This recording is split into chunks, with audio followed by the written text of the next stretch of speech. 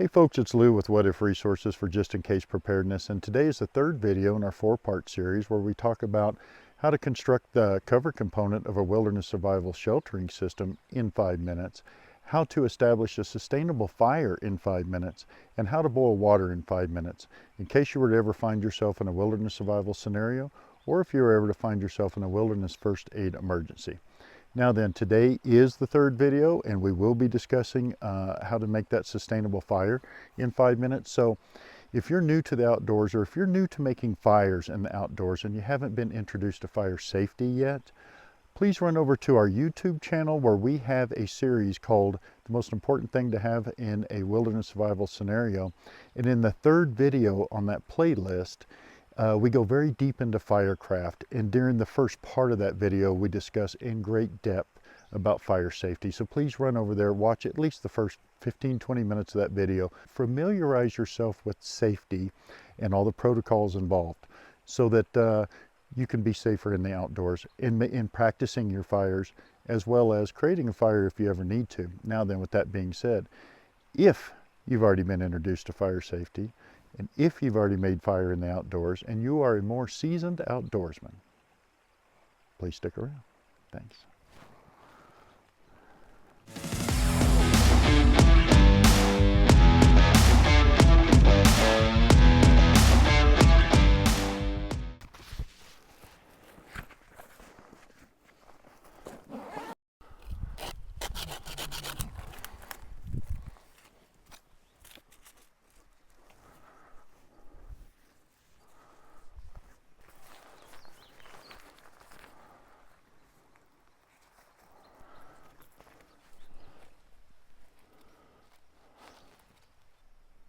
All right, folks, thanks for sticking around. So I think the first thing I want to get out of the way is just managing some expectations, okay? If you clicked on this video hoping to see some type of primitive fire skills being displayed, this is the wrong video for that.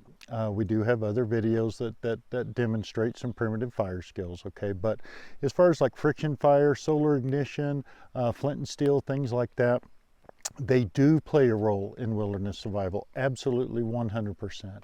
Okay, but when we're preparing for emergencies, when we're packing our backpack or whatever, our haversack, our glove box and our four-wheel drive, whatever, if we're preparing for the potential for an emergency, we really should have all of the right gear. So the primitive fire skills really should be your plan C, D, E, F, etc. Your plan A and plan B should be really basic, reliable, efficient methods of making fire.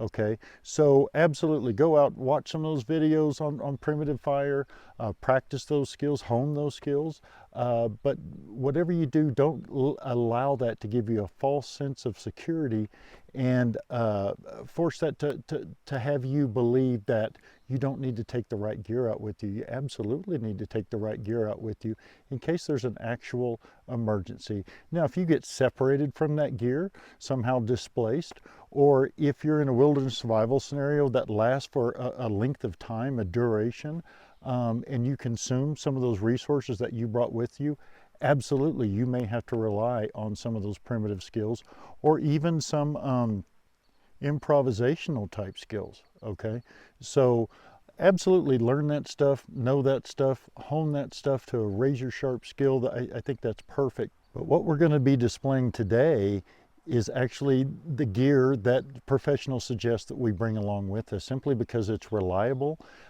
it's efficient, and it's consistent.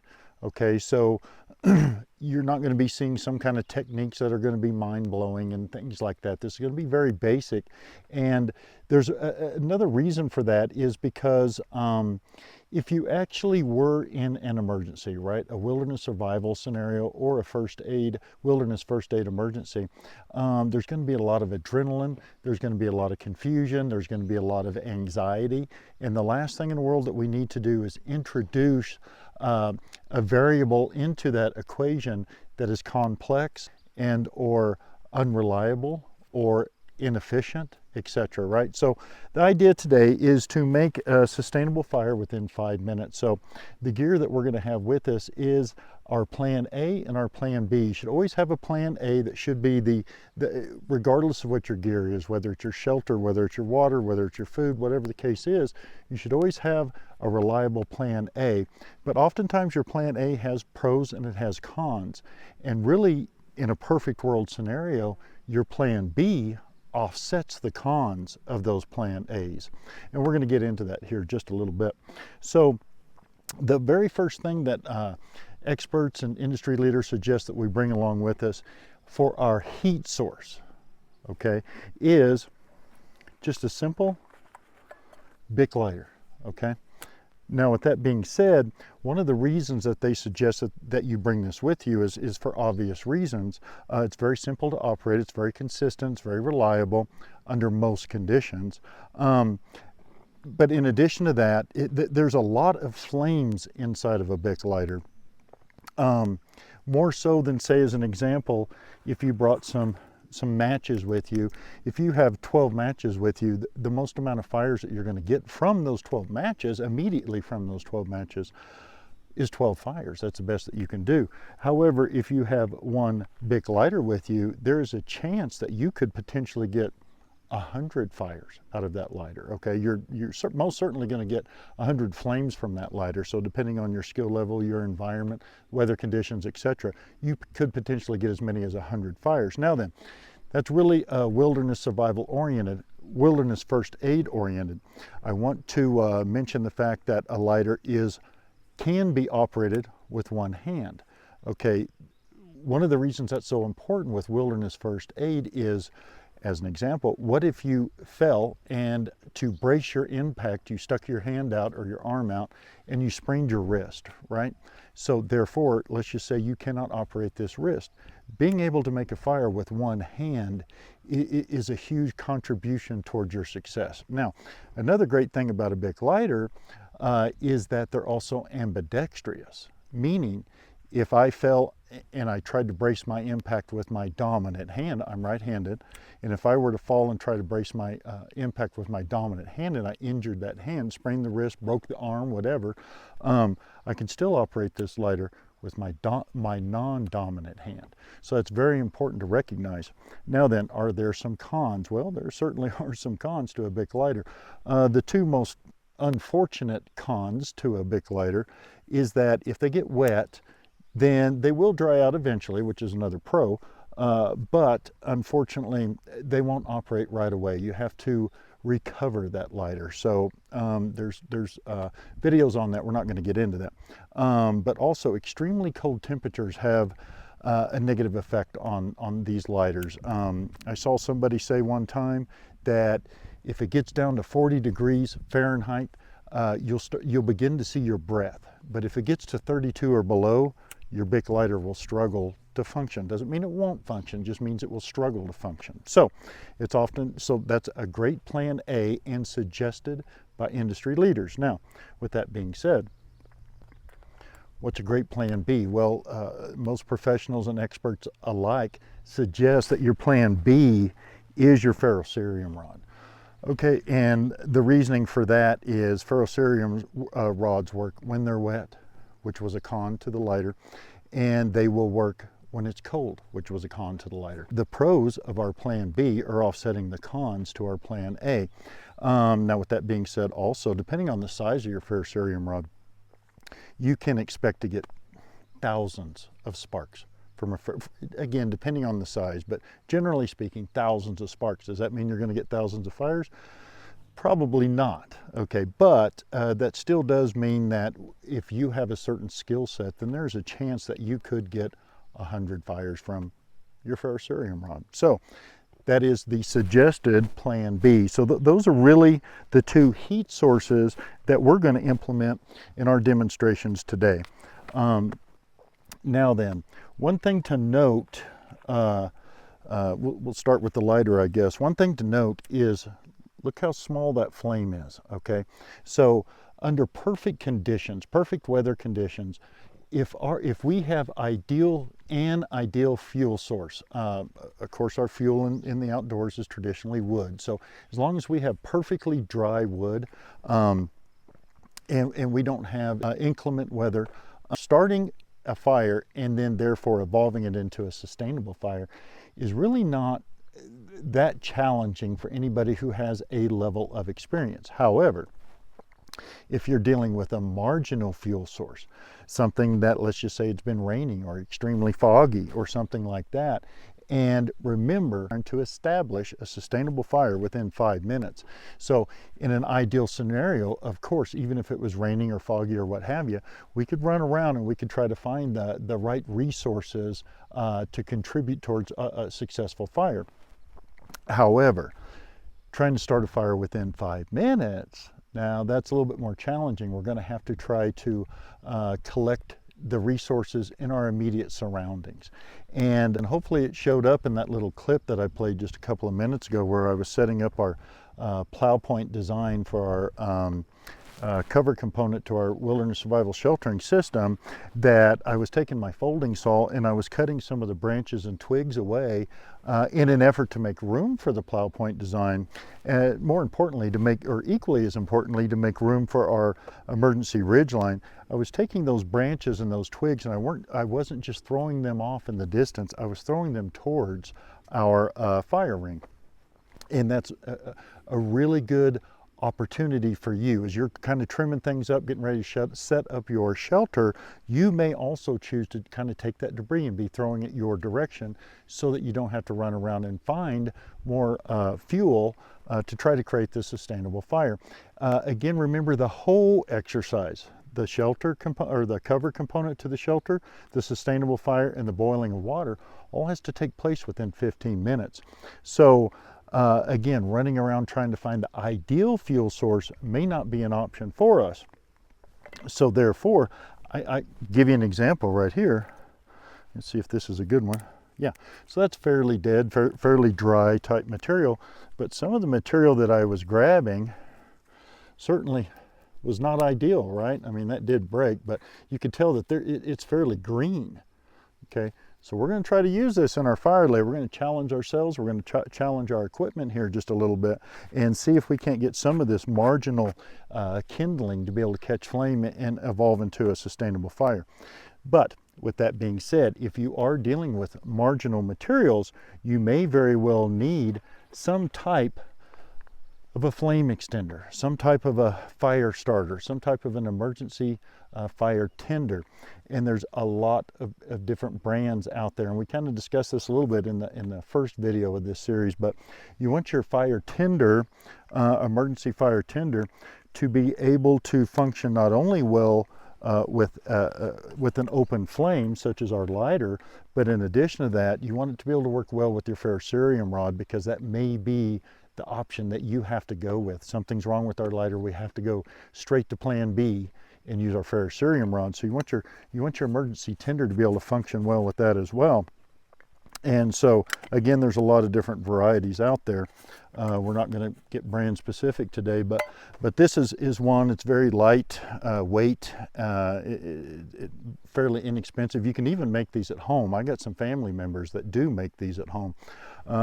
I choose to purchase some of these, at least for my emergency kit anyway, but they're very easy to work with. Just tear it in half, kind of ruffle that up a little bit, and that really is just about all that you need to do, and this is going to work really well. Now I'm going to demonstrate that in just one second, but some other fire tenders that you may decide to use is with your lighter.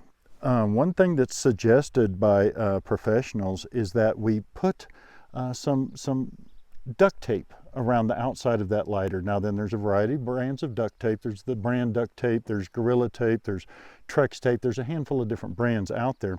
But right this minute, the industry is really leaning more towards the Gorilla brand. That seems to be a favored brand.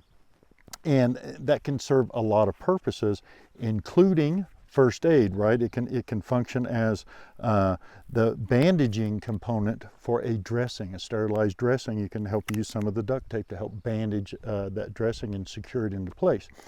But another great thing that duct tape does is it has a tendency to burn really well.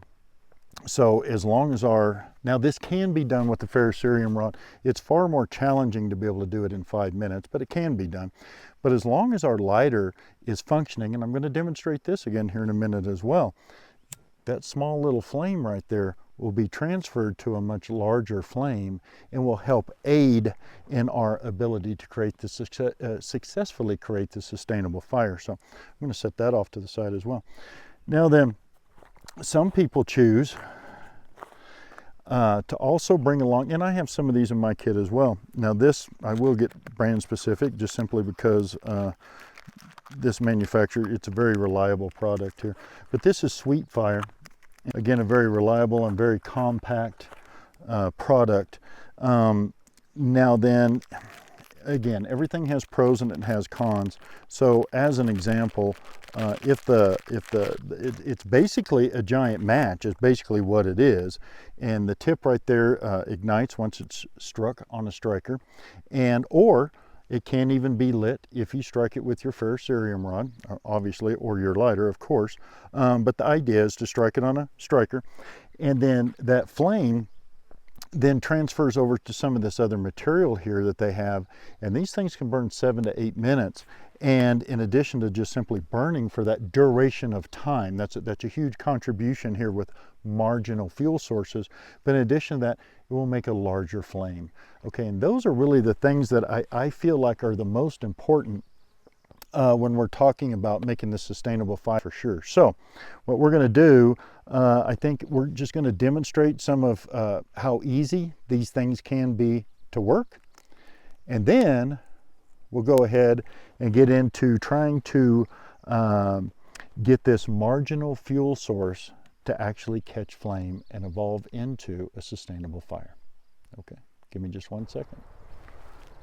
Is that a freaking helicopter?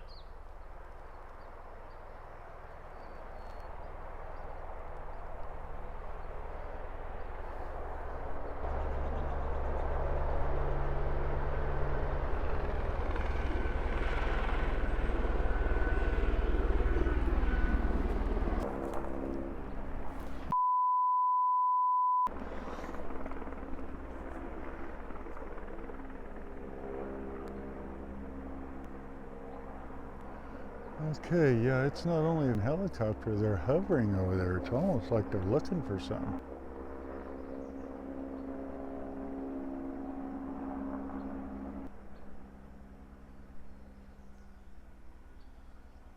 Wow, I wish I could have filmed that. Somebody being rescued or something maybe. I don't know. All right. Okay, folks, so in the next video, we're going to demonstrate how to boil water in 5 minutes. So we'll probably end up showing another fire making technique, okay? But for today, let's just kind of focus on some of these. Again, this is suggested by industry leaders. So let's just kind of give this a whirl and see how well this works, right? See if it's as advertised, I guess. So one thing I want to do, I don't want this duct tape to stick to my glove. So let's just kind of pull that off. Let's see how well this will actually burn once it takes a flame. I think what I'll do is just kind of, there we go. Hopefully the camera's picking up on that. And then while that's burning, maybe we'll even run a timer in the background or something. It's hard to say, but as you can see, that flame is much larger than just a regular lighter flame, and in addition to that, it's burning rather well. It's not quite as large as some of these other products that we're going to look at, but that is something that you can easily keep with you right on your lighter. It doesn't really take much room, and again, it serves a dual purpose, right?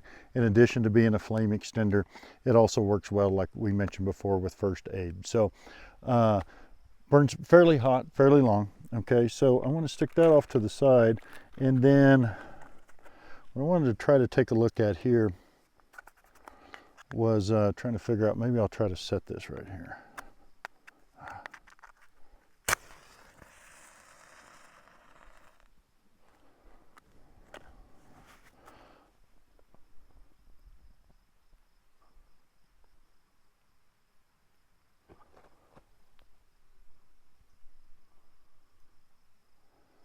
See if the camera can pick up on that. Now, we had a pretty small piece of duct tape, and that wasn't the exact perfect way to utilize that, but hopefully the camera picked up on it enough to see that it does work. Once it takes a flame, it will burn, and it will preserve some of the fuel in your lighter. Now then, we've got our SweetFire going there, and you can certainly see how well that is working right this moment. Now then, I think I'll probably utilize this one next. This is just simply a piece of cotton that has been impregnated with an accelerant and then dipped in some paraffin. So it's got all the things going for it that we like to see when we're trying to have an emergency fire tender.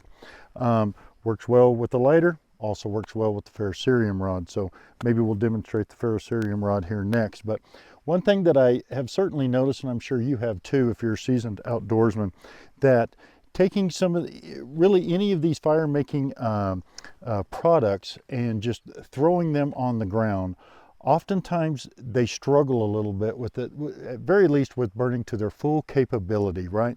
And I've seen a lot of people throughout the years kind of come up with some really complex platforms, I guess, if you will, to lay their fire tender on in preparation for making their fire. And there certainly are some fairly easy to construct fire lays. The log cabin fire lay is one of those. TP fire lay is one of those. But honestly, just for me, what works best for me is before I ignite my tinder and toss it into the fire ring, I like to just take a small handful of sticks and just lay those down first. And that really is it. There isn't any secret to it on how they're positioned or how they're oriented or anything else for that matter. It's just throw some sticks down. And what happens is then once that fire tinder is on there, the oxygen has the ability to continue circulating around that tinder and therefore ensuring that it burns efficiently. Now then, as far as fire lays are concerned, there's nothing wrong with the log cabin fire lay or the TP fire lay. It's just that if we're trying to construct a sustainable fire in 5 minutes, it may be best to just try to lean towards the random fire lay, or also known as the haystack fire lay. And that is just simply where you grab a bunch of small tinder, right? Or I'm sorry, small kindling, pencil lead to magic marker size kindling. In our case, fairly marginal. Remember, this is kind of green type material here. And then just simply lay that on top of that tinder. It again in somewhat of a random fashion to allow the oxygen to circulate around it. So I think we're going to give that a try here really quick. So we'll grab, and then once our kindling starts to burn, of course, then we'll place our fuel sticks on top. But again, not a complicated platform to lay your fire tinder on, just not complicated at all. So again, we like to kind of ruffle this stuff up just a little bit.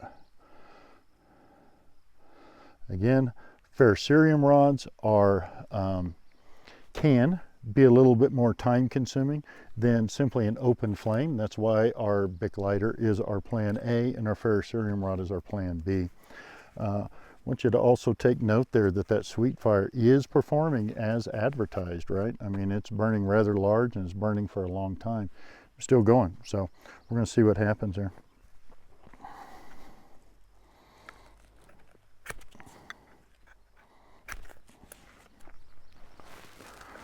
Okay.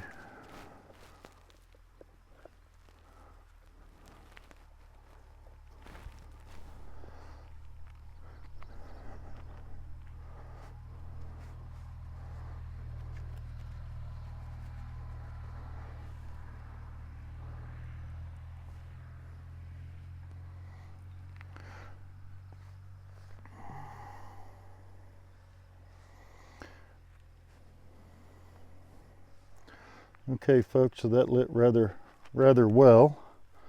Let's see if we can't get that over here on top of this makeshift platform that we talked about. And then, once again, let's just kind of see. I'm going to try not to come in contact with that SweetFire. Okay. And like I said, This is another one of those products that burns long and hot, and there isn't necessarily on the haystack fire lay or on the random fire lay, there isn't necessarily an intent as far as how we lay the sticks or anything like that. In fact, it's actually preferred that it be just purely random. Now then,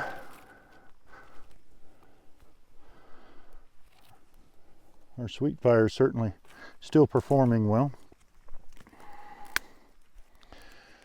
One of the reasons that I wanted to demonstrate marginal kindling, marginal fuel source, is because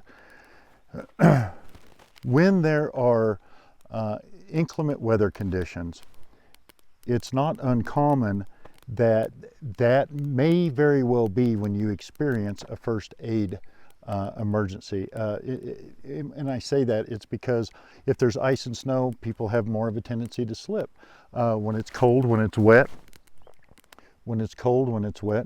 people have more of a tendency to experience hypothermia, right? And so that is why I want to use marginal tinder, because finding the ideal fuel source in an emergency may very well be incredibly challenging, just because the weather is so foul. Okay, now then,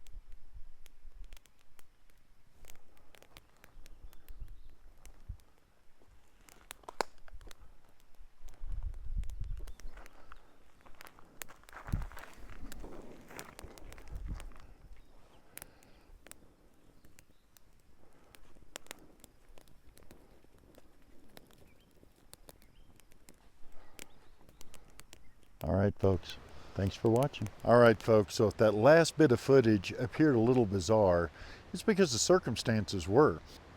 And it all kind of started when that helicopter came over us and hovered there for just a little while. And then shortly thereafter, about the time we were trying to actually evolve that flame into a sustainable fire, right? We were starting to place our fuel sticks and etc. We started to notice an increased volume in traffic, as well as more human voices off in the distance. And they started getting louder, started getting closer, and again, more of them. So it became rather apparent that something urgent was happening in our immediate surroundings, maybe not right at the exact location that we were at, but in our immediate surroundings. And that's very unusual for that area. I've frequented that area quite a few times, and I've never experienced anything like that. So I wanted to just kind of share some of that footage with you. And the reason being is because when I created this YouTube channel, I told myself, I promised myself that I wouldn't just release all the good stuff, right? Everything that went right. I didn't want to just release that. I wanted to also share some of the hiccups and the mishaps, and definitely some of the things that were a little bit more abnormal. And I certainly think that circumstance that I just shared in the last bit of footage with you certainly qualifies for abnormal and or unique, right? And so that was one of the reasons we just ended everything as quickly as we did. We piled everything up. I didn't want to get in the way of any type of urgency. Anybody out there that was trying to take care of some serious matters, I didn't want to get in their way and become a liability as opposed to some type of asset. There was plenty of vehicles, plenty of people, and clearly plenty of air support. But that's the reason we shut everything down so quickly and just went ahead and left the vicinity. So, and if you like what you've seen, please hit like and subscribe. And if you get a chance, please watch our next video where we show how to boil water in 5 minutes, in case you ever find yourself in a wilderness survival scenario, or if you ever find yourself in a wilderness first aid emergency. And also, if you get a chance, run over to our website at www.whatifresource.com. There's a lot of resources there, stories, how-to stuff, all kinds of recipes, all kinds of good information over there for sure. So if you get a chance, run over there. And if you'd like, please subscribe to our newsletter as well. We'd love to hear from you. So All right, folks. Hope to see you on the next one. Thanks.